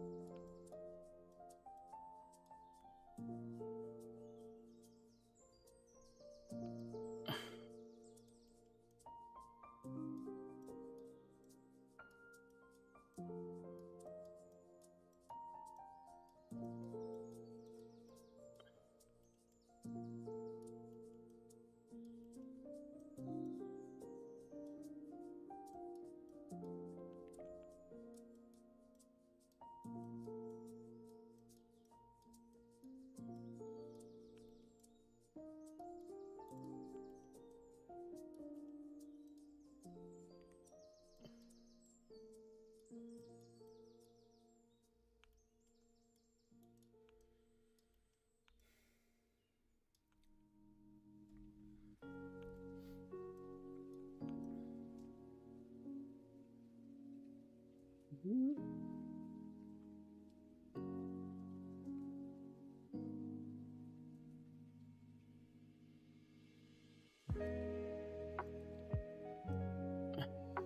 like we need to do something to block out this middle area. This big blank area here. Back. And we also want to do this here. So, gonna take a very short break. I will be right back to stretch.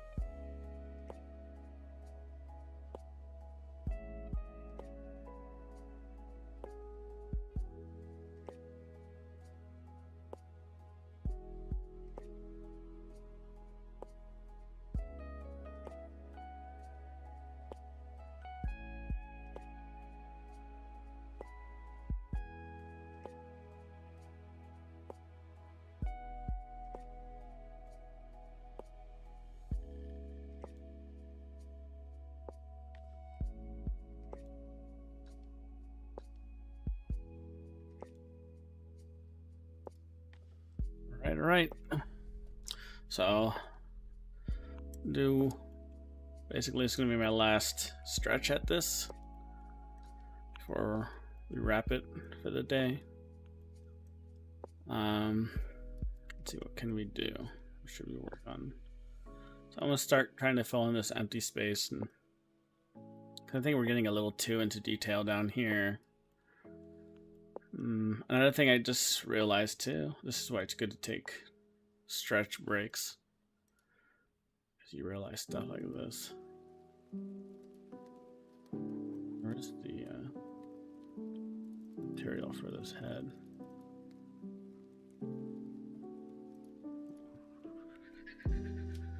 Material attributes.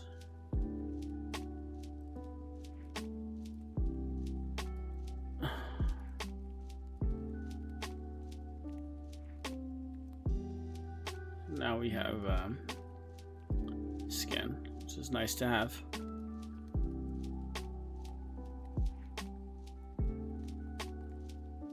There's also a little bit of an implied hairline with these freckles too. But that's the next thing.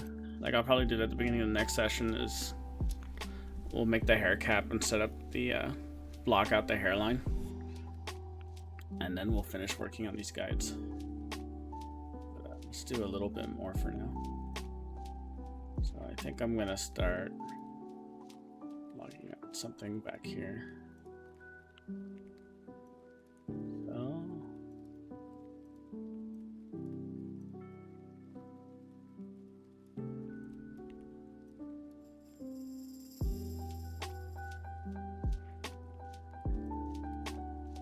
again, I'm rebuilding it to the lowest definition to start with, just to have that control. Turn off the magnet.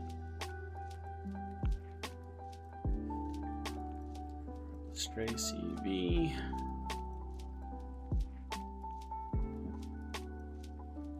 I think that's generally the length. Need to add some interest to it.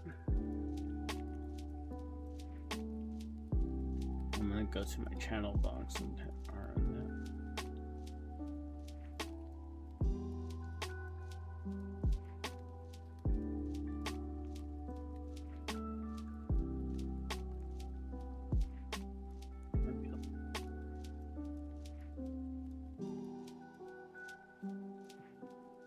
Rebuild.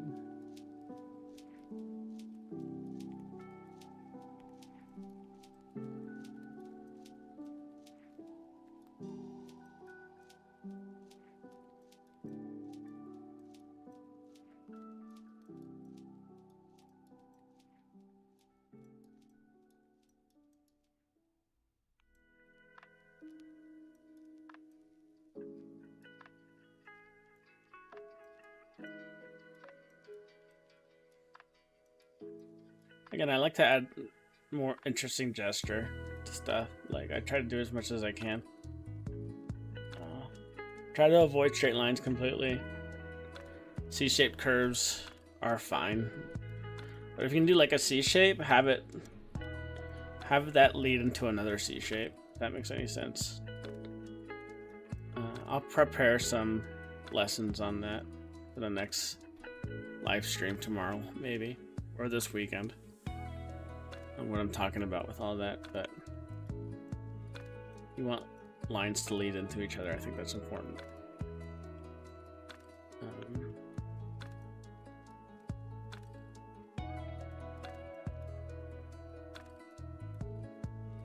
Build. And again, if you don't have this tool, you can do rebuild curves. Hit the bottom of this menu, second from the last, rebuild. You can leave default settings and number of spans, just choose the number and hit apply, and you'll get the same effect. It's just a little more intuitive to just use the slider for me.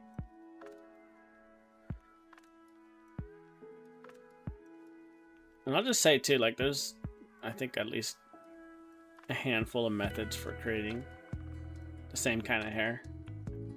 Like Andre Pyers, I know Andre Pyers pretty well. Like I've worked with him before a bit, and I believe he teaches how to use ZBrush, which is not something I'd ever thought of, but it's like a different way of doing it, you know? You can do it in many different ways. I'm a little undecided how much space to leave in the back here, but I think for now that's fine.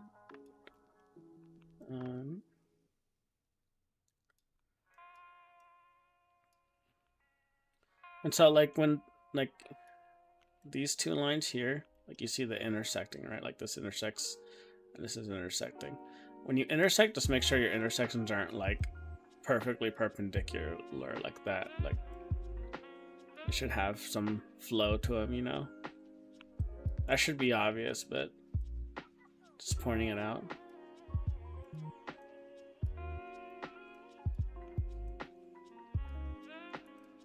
It's long hairs on top to start with. Do the same thing on the other side now. Just twist this around to start.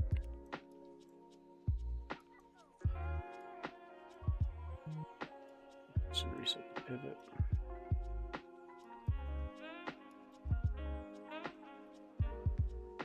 To shorten this. So if you don't want to reduce but still have decent control, you soft select again, press B, hold B and left click mouse drag to change the size. And then just do that. You can see, it maintains the shape more or less without totally breaking it. We'll turn off soft select and make adjustments by hand. I think for this one we'll go over maybe. Let's see if we can do something like that.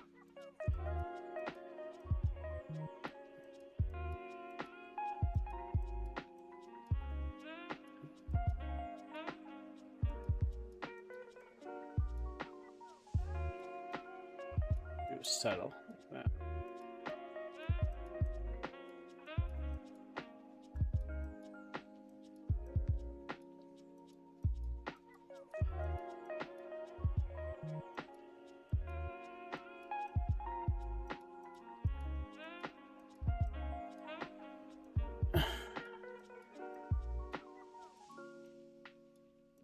Check it from other angles and then start making adjustments there.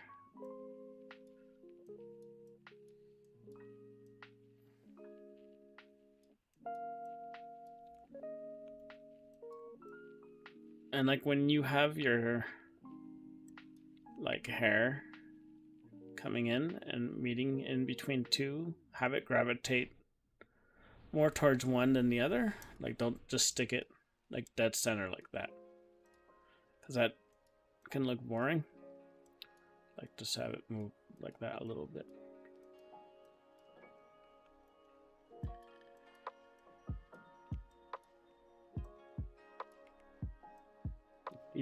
You want to do everything you can to break up repetition and any sort of boring shape. Like that's all it really comes down to, I feel like. You want nice gesture as well. Okay. And so on, yeah, we can probably push these in a little bit more if we need to.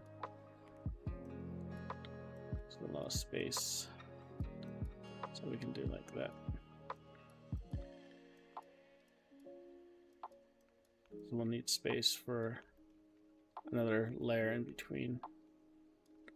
I want to keep these layers nice and clean. You don't want like a bunch of inner layers poking out through the outer layers, right?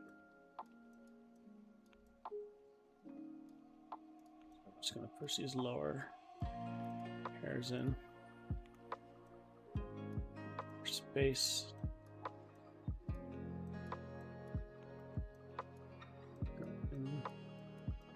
And like this.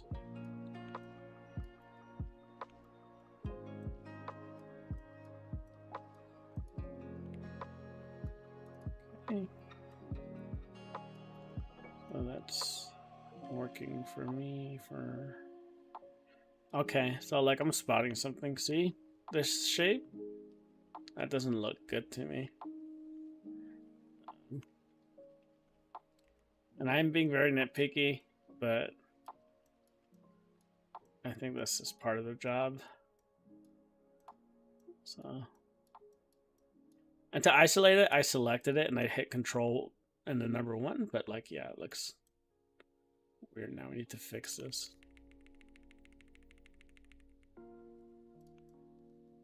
So it looks fine from that side. Looks weird there. Looks fine there. Even looks fine there. So it's just one angle.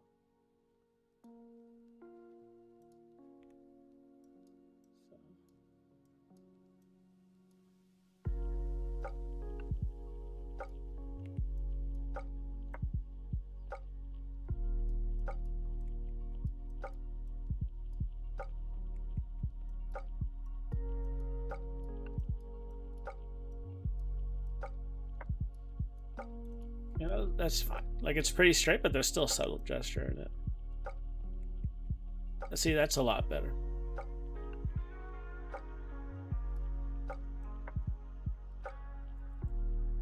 That's also why I don't think you can just kind of like draw guides and be like quick and done, because even if you're drawing, you're still only drawing it from one angle. You always have to like keep making adjustments.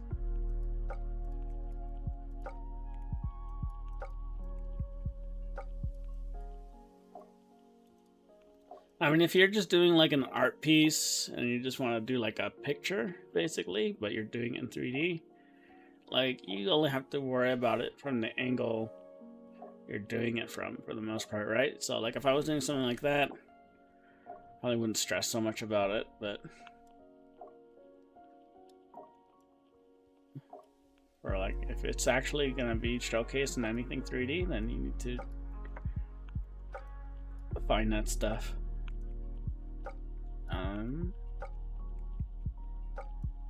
What else can we do? I am running out of steam though, so let's see, how long have we been on?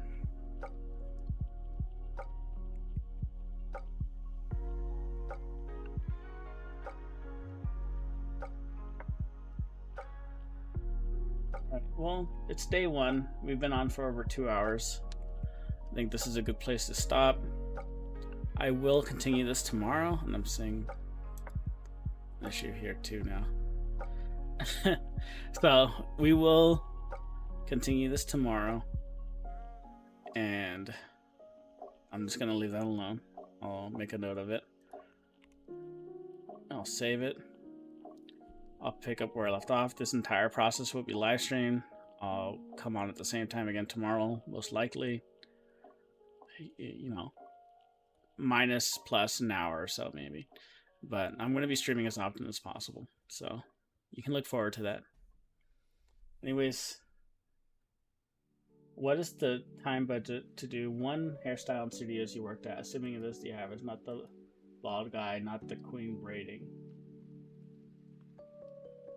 So like for Cyberpunk, most of them were about a week. Characters like Rogue, like 2 weeks. For something like this, it'll be about 2 weeks of work at a studio, roughly, to do the entire hair asset from beginning to end and have it ready. It can be up to 3 weeks, even a month if it's super complex, but two weeks is, I say, average for this kind that I'm showing you now. For a polygon hair, if it's quick and relatively like not super complex, then like a week. You can do a week. I've done them as fast as 2 or 3 days for some of the hair assets on Cyberpunk, and for those I was just manipulating polygon hair cards by hand. Like I was doing everything by hand. I wasn't using curves. I wasn't using anything fancy. It was literally just taking a card and manipulating the vertices. I did that for everything.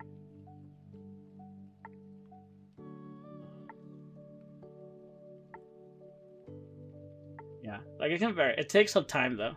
Like you don't want to rush this stuff. Like I see a lot of people in the 3D art community, like they pride themselves on their speed, and that's amazing. Like I wish I could do that. I can't. I'm pretty slow, but I focus just on the quality of the work. That's what I care about. And it's been working fine for me. Like I get paid, I make money off it. Last job I was at, I was making $72,000 a year just doing this. So just think about that. Like there's money in this, just specializing in hair. It's pretty good. Anyways, thanks for stopping by. Thanks for the questions. Fanto Masas 3D? Fanto Masas? I don't know if I'm saying your name right, I'm sorry.